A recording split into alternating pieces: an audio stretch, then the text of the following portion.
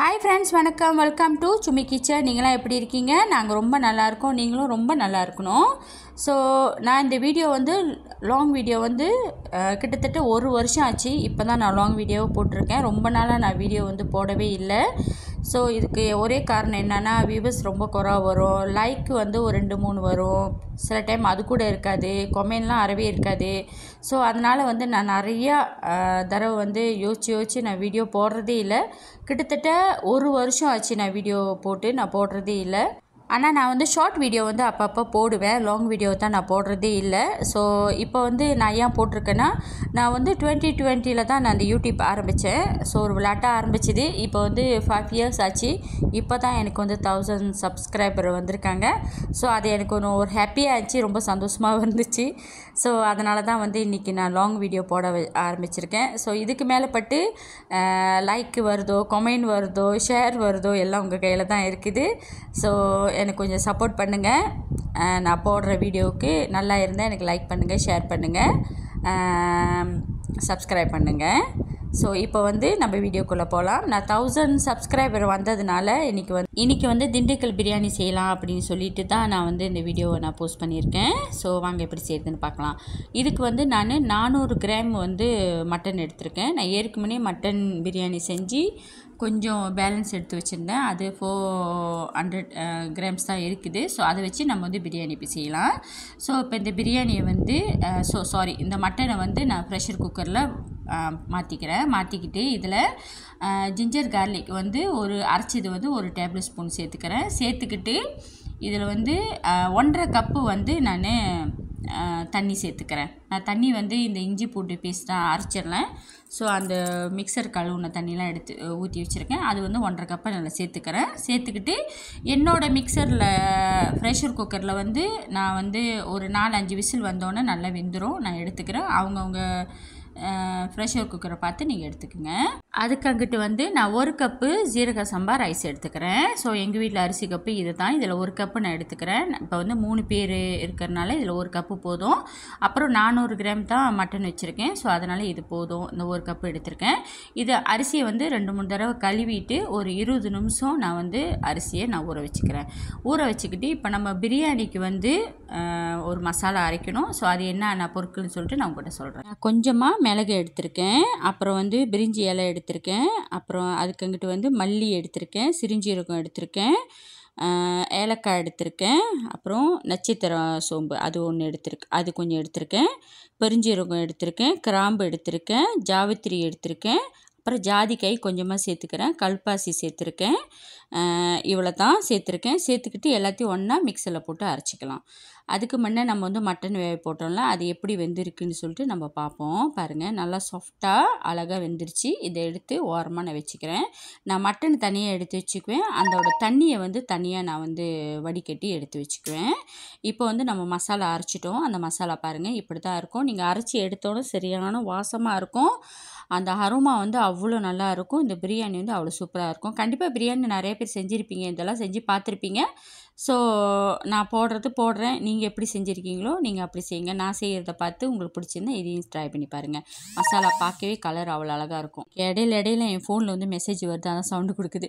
இப்போ அடுத்து வந்து பேஸ்ட் மாதிரி அரைக்கலாம். இதில் வந்து வெங்காயம், இஞ்சி, கார்லிக் சேர்த்துருக்கேன், பச்சை மிளகாய் சேர்த்துருக்கேன், சின்ன வெங்காயம் இருந்தால் சின்ன வெங்காயம் சேர்த்துங்க. சின்ன வெங்காயம் இல்லை, நான் பெரிய வெங்காயம் சேர்த்துருக்கேன்.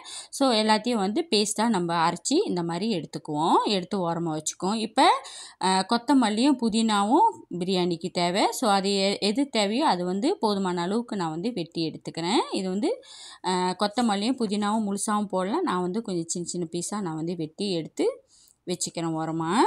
இதெல்லாம் ஓரமாக வச்சுக்கிட்டோமா, ரெடி பண்ணிக்கிட்டோமா, அப்போ நம்ம பிரியாணி செய்கிறதுக்கு வந்து சின்னங்காக இருக்கும், ஈஸியாக இருக்கும். ஸோ எல்லாமே பக்கத்தில் இருக்கும். நான் எப்போயுமே சமைச்சேன்னா இந்த மாதிரி எல்லாத்தையும் ரெடி பண்ணி வச்சுக்கிட்டு அப்புறம் தான் நான் சமைப்பேன். அப்போ தான் எனக்கு வந்து சட்டுன்னு வேலை முடிஞ்ச மாதிரி இருக்கும், நம்மளோட வேலையும் சுலபமாக ஆன மாதிரி இருக்கும். ஸோ அதனால் நான் வந்து இப்படியே பழகிட்டேன். நான் இப்படி தான் நான் செஞ்சுக்குவேன். ஸோ அதை தான் உங்கள்கிட்ட நான் காட்டுறேன். நல்லா சூப்பராக இருக்கும் பிரியாணி, ட்ரை பண்ணி பாருங்கள். ஸோ அதுக்கு அங்கிட்டு எடுத்து ஓரமாக வச்சுருங்க. ஓரமாக வச்சுட்டு இப்போ வந்து நம்ம எந்த பேனில் செய்ய போகிறோமோ அந்த பேனை எடுத்து வச்சுட்டு அதில் வந்து நான் 1 டேபிள் ஸ்பூன் நெய் மட்டும் சேர்த்துக்கிறேன். நெய் சேர்த்துக்கிட்டு இதில் பட்டை, ஏலக்காய், பூவு, கிராம்பு, பிரிஞ்சி இலை சேர்த்துக்கிறேன். சேர்த்துக்கிட்டு எல்லாத்தையும் நல்லா வதக்கி விடுங்க. எல்லாம் நல்லா பொரிஞ்ச பிறகு நம்ம அரைச்சி வச்சுருந்தோம்ல அந்த க்ரீன் பேஸ்ட்டு அதை வந்து சேர்த்துக்குங்க. சேர்த்துக்கிட்டு நல்லா அனல் குறை வச்சு நல்லா மிக்ஸ் பண்ணி விடுங்க. நல்லா கிண்டி அதை வந்து கலர் வந்து ஒரு மாதிரி கலர் மாறணும். ஸோ இந்த பச்சையாகவே இருக்கக்கூடாது. கொஞ்சம் கலர் மாறினோன்னு நல்லா வாசமாக இருக்கும். இப்போ வந்து அனல் வந்து நீங்கள் மசாலாலாம் போடுறப்ப வந்து வதக்கிறப்போன்னு அனல் குறைச்சிருங்க. நான் எந்த ஒரு மசாலாவும் அடி பிடிக்கக்கூடாது. அடி பிடிச்சிச்சின்னா பிரியாணி வந்து தீஞ்ச வாசம் அடிக்கும். மேலும் வந்து நம்மளோட வைக்கிற பாத்திரம் வந்து நல்லா கனமான பாத்திரமாக இருக்கும், அடி பிடிக்காமல் இருக்கும்.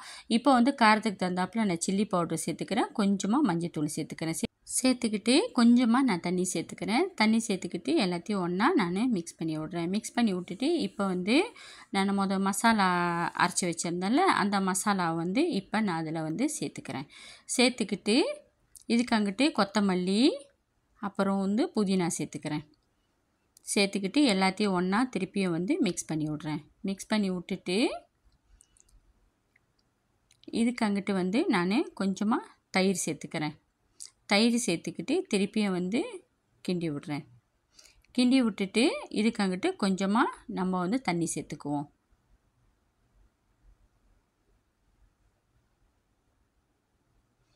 தண்ணி சேர்த்துட்டு திருப்பி எல்லாத்தையும் வந்து மிக்ஸ் பண்ணி விடுவோம். மிக்ஸ் பண்ணி விட்டுட்டு கொஞ்ச நேரம் ஒரு 2 நிமிஷம் சென்று பாருங்கள். அந்த மசாலாவோட வாசம்லாம் போன பிறகு இப்போ நம்ம வேக வச்ச மட்டனை அதில் நம்ம சேர்த்துக்குவோம். தண்ணி நான் சேர்க்கல, அந்த மட்டன் மட்டும் கொஞ்சமாக நான் வேக வச்ச மட்டனை மட்டும் நான் சேர்த்துக்கிறேன். தண்ணி நான் வந்து எடுத்து ஓரமாக வச்சுருக்கேன். ஸோ இப்போ வந்து சேர்த்துக்கிட்டு எல்லாத்தையும் மிக்ஸ் பண்ணி விடுங்க. மிக்ஸ் பண்ணி விட்டுட்டு கொஞ்சம் நேரம் பாருங்கள். அந்த மிளகா வாசம்லாம் போன பிறகு அதுக்கு அங்கிட்டு நான் வந்து கழுவி வச்சுருந்தேன்ல ரைஸு, அந்த கழுவி வச்ச ரைஸை வந்து நான் இந்த மட்டனில் சேர்த்துக்கிறேன். சேர்த்துக்கிட்டு திருப்பியும் அதையும் நல்லா வந்து மிக்ஸ் பண்ணி விட்டுட்டு இப்போ வந்து நான் பிரியாணி அரிசி வந்து சீரக சம்பா ரைஸ் வந்து 1 கப்பு சேர்த்துருக்கேன். இதுக்கு வந்து 1.5 கப்பு தண்ணி நான் சேர்த்துக்கிறேன். நான் கூட சேர்க்கல, 1.5 கப்பு சேர்த்துக்கிறேன். இப்போ வந்து நம்ம மட்டன் வேக வச்சல அந்த தண்ணியும் நான் எடுத்துக்கிறேன். அதில் கொஞ்சம் தண்ணி சேர்த்துக்கிட்டு நான் எல்லாத்தையும் ஒன்றா மிக்ஸ் பண்ணி விட்றேன். சேர்த்துட்டு கிண்டி விட்றேன். கிண்டி விட்டுட்டு இப்போ வந்து போதுமான அளவுக்கு உப்பு எவ்வளோ இருக்குதுன்னு இந்த ஸ்டேஜில் நீங்கள் பார்த்துக்குங்க. உப்பு போட்டுக்கிட்டு உப்பு எவ்வளோ இருக்குதுன்னு சொல்லிட்டு நீங்கள் பார்த்துக்கிட்டிங்கன்னா அப்புறமேலு உங்களுக்கு வேகிறப்ப சோறு வெந்த பிறகு கரெக்டாக இருக்கும். ஏன்னா உப்பு வந்து கொஞ்சம் இதாக இருந்தால் தான் வந்து கூட இருந்தால் தான் வந்து சோறுக்கும் அந்த உப்புக்கும் கரெக்டாக இருக்கும். ஸோ அவ்வளோதான், மூடி வச்சுருங்க. ஒரு கொதி வந்து அரிசியும் தண்ணியும் லெவலாக வரும். இப்போ வந்து நம்ம டம்மில் போட்டுடலாம். அதாவது அரிசியும் தண்ணியை வந்து சரிசமமாக இருக்கும். அப்போ அதுக்கு அங்கிட்டு எடுத்துகிட்டு நம்ம டம்மில் போட்டுருவோம். இப்போ வந்து நான் இந்த மூடி போட்டிருக்கேன். அந்த மூடியில் வந்து லைட்டாக ஓட்டை இருக்குது, அது நான் காற்று போகுன்ட்டுன்னு ஸோ நான் வேறு மூடி அது மூடிட்டேன். இப்போ அதை நான் எடுத்துகிட்டு இது மேலே வெயிட்டான ஒரு கல்லை தூக்கி வச்சுட்டேன். ஸோ நல்லா வெந்த பிறகு ஒரு அடுப்பு ஆஃப் பண்ணிடுங்க. அடுப்பு ஆஃப் பண்ணிட்டு அதுக்கு அங்கிட்ட ஒரு 20-25 நிமிஷம் வச்சுட்டு அதுக்காக நீங்கள் திறந்து பாருங்கள். அந்த பிரியாணி சூப்பராக வந்திருக்கும். நல்லா வாசமாகவும் இருக்கும். அந்த ரைஸ் வந்து உதிரியாகவும் இருக்கும். பார்க்கவே நல்லாயிருக்கும். சாப்பிட்றப்ப நல்லா சாஃப்டாக இருக்கும். கண்டிப்பாக ட்ரை பண்ணி பாருங்கள். உங்களுக்கெல்லாம் பிடிச்சிருக்கான்னு பாருங்கள். பிடிச்சிருந்தால் லைக் பண்ணுங்கள். இதோட இந்த வீடியோவை நான் முடிச்சுக்கிறேன். ஸோ எல்லோரும் பிடிச்சிருந்தால் லைக் பண்ணுங்கள், ஷேர் பண்ணுங்கள், சப்ஸ்கிரைப் பண்ணுங்கள். பக்கத்தில் இருக்கிற பெல் பட்டனை தட்டி விடுங்க. அப்போ தான் வந்து நான் போடுற வீடியோலாம் உடனுடனே உங்களுக்கு வரும். நன்றி, வணக்கம். அடுத்த வீடியோவில் சந்திப்பேன். இவ்வளோ நேரம் என்னோடய வீடியோவை பார்த்த உங்கள் எல்லாத்துக்கும் ரொம்ப நன்றி. எனக்காக சப்ஸ்கிரைப் பண்ண அந்த 1000 பேர்த்துக்கு ரொம்ப ரொம்ப நன்றி. பாய்.